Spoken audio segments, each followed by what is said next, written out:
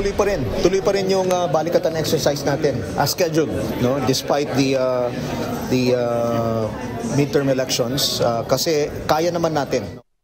Walang magiging pagbabago sa schedule ng balikatan exercise ngayong taon ayon kay Armed Forces of the Philippines Chief of Staff General Romeo Browner Jr. Sa kabila ito ng pagdaraos ng eleksyon sa buwan ng Mayo, kung saan malaking pwersa ng sandataang lakas ang idideploy para mapanatili ang kapayapaan sa pagdaraos ng halalan.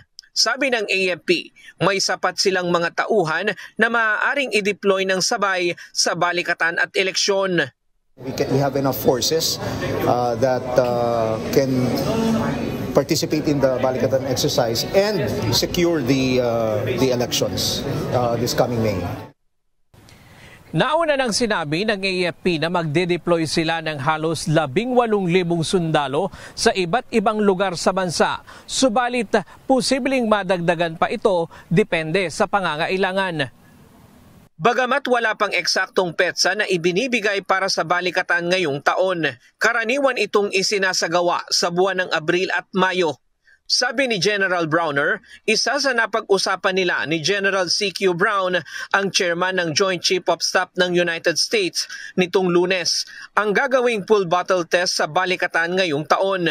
Nagpahayag ng suporta si General Brown at tiniyak na patuloy na susuportahan ng US ang Pilipinas sa ilalim ng administrasyon ni President Trump. And so he committed to continuing the support of the US Armed Forces to the Philippine Armed Forces.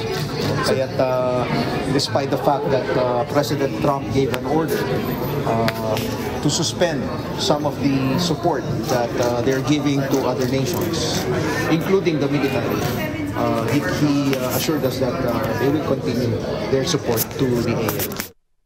Samantala, inihayag din ni General Romeo Browner Jr. na sinusubukang hikayatin ng Pilipinas ang South Korea na sumali sa Squad. Ang Squad ay isang informal multilateral security partnership sa pagitan ng Pilipinas, United States, Australia at Japan.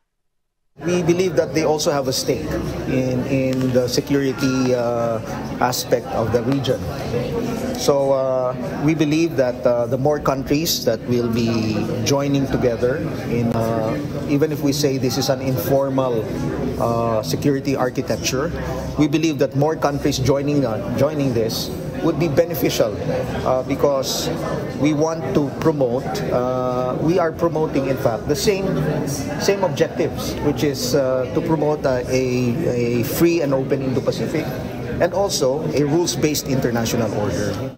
Sabi ni General Browner, binuo ang Squad hindi upang i-counter ang anumang partikular na bansa, kundi upang lalo pang palakasin ang kakayahan ng bawat isa sa mga kasaping bansa.